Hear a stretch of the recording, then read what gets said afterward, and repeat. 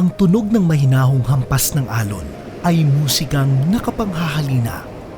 Isang hudyat upang bumangon, simula ng panibagong umaga.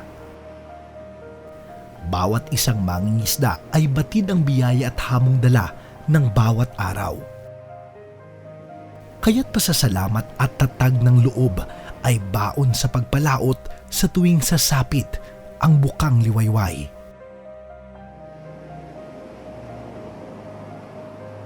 Isang kaagapay ang naghihintay. Isang pagkakataon ang nagbukas tungo sa isang mas maginhawang buhay. Ito ang nasa likod ng isang proyekto.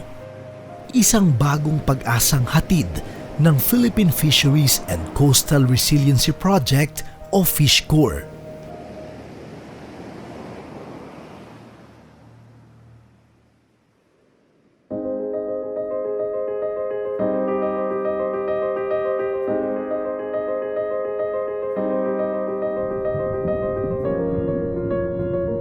Gamit ang siyensya at ang tinatawag na Ecosystem-Based Approach to Fisheries Management o EAFM, ang FishCorp bilang isang proyekto ay tutungo sa likaskayang paglinang ng pangisdaan sa mga baybaying komunidad ng 24 na lalawigang sakop ng FMA 6 at 9. Layo ng proyekto na masuportahan ng mga benepisyaryong komunidad sa pamamagitan ng paglatag ng mga napapanahong pagtugon sa iba't ibang hamong kanilang kinakaharap, tulad halimbawa ng mga kalamidad, paglaganap ng kahirapan sa mga baybaying komunidad dahil sa kawalan ng kita, pagbaba sa dami ng huli, iligal na pangingisda, at pagkalugi at pagkasayang ng mga produkto dahil sa kakulangan ng sapat at naaayon na infrastruktura. Tatakbo ang proyekto sa loob ng 7 taon. Sustenableng pag-angat ng antas ng pampangisdaang produksyon, pagbigay ng mga angkop na kasanayan, epektibong pangangasiwa ng karagatan gamit ang FMA approach, at pagtatayo ng mga angkop na pasilidad at infrastruktura ay ilan lamang sa mga ilalatag na hakbang sa ilalim ng FishCorp Project.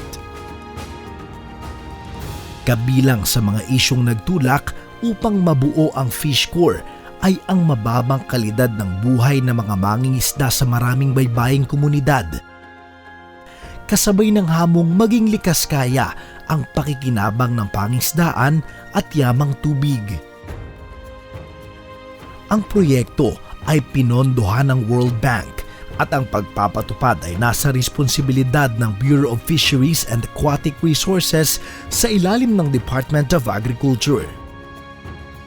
Bahagi ng estratehiya sa pagpapatupad nito ay ang malawakang pakikipagbalikatan sa iba pang ahensya ng pamahalaan katulad ng DENR, DPWH, DOST, DTI at DILG. Pangunahing kabalikat ay ang mga lokal na pamahalaan sa mga napiling Fisheries Management Areas o FMAs. Ang proyekto ay sumailalim sa masusing proseso ng pag-aproba ayon sa pamantayan ng National Economic and Development Authority. Mayo taong 2023 nang aprubahan ito ng World Bank at Hunyo naman ng pormal na lagdaan ng pagbabalikatan sa pagitan ng Pilipinas at World Bank upang tustusan ang buong proyekto.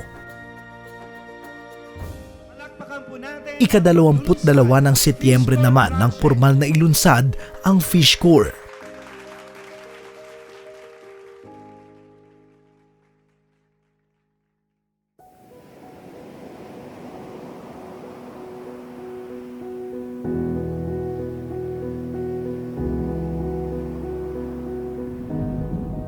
Sa loob ng 7 taon, samut-saring programa at tulong na may kabuuang halagang mahigit 11 bilyong piso ang hatid ng Fish Corps sa mga baybaying komunidad kung saan ito ipapatupad.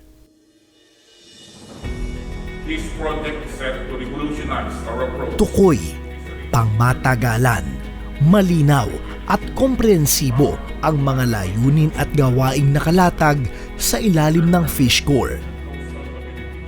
Una, panatilihing sustenable ang pakikinabang ng pangisdaan at yamang tubig sa pamamagitan ng isang bahagi ng proyekto o component na kung tawagin ay Fisheries and Coastal Resilient Resource Planning and Management o FISH CRRM. Layo nitong gawing mas matalino at epektibo ang regulasyon sa pangingisda at bigyan ng kakayahan ng mga baybaying komunidad ukol sa angkop na pagtugon sa epekto ng climate change. Pangalawa, magkakaloob ng alternatibong kabuhayan sa mga mangingisda tulad ng pag-aalaga ng seaweeds, sea cucumber, abalone, sea urchin at iba pang gawaing pang-aquaculture sa pamamagitan ng Modern and Resilient Livelihood Investments o MARLIN. At pangatlo, upang maging banayad ang pagtakbo ng proyekto, bahagi nito ang tinatawag na Support to Project Implementation and Management o SUPRIM na siyang magiging responsable sa pang-araw-araw na pamamahala upang masiguro ang sistematikong ugnayan ng teknikal at administratibong aspeto ng proyekto.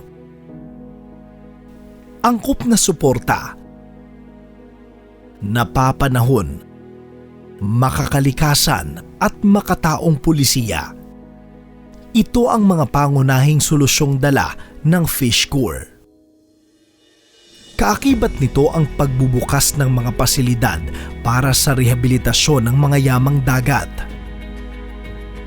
Pagpapalakas sa kakayanan ng otoridad na ipatupad ang batas. Pagsasagawa ng mga hakbang upang maging climate resilient ang FMA 6 at 9. At pagtatayo ng mga infrastruktura gaya ng fish landing sites, fish ports, cold storage, at mobile laboratory facilities para mapataas ang antas at halaga ng pampangisda ang produksyon at mapababa ang insidente ng kahirapan sa mga mangingisdang pamilya. Malawak ang saklaw na dalang benepisyo ng Fish Corps. Mahigit 1 milyong mangingisda sa mga baybaying komunidad mula sa 11 rehiyon at 24 na probinsya ang inaasahang makikinabang sa proyekto.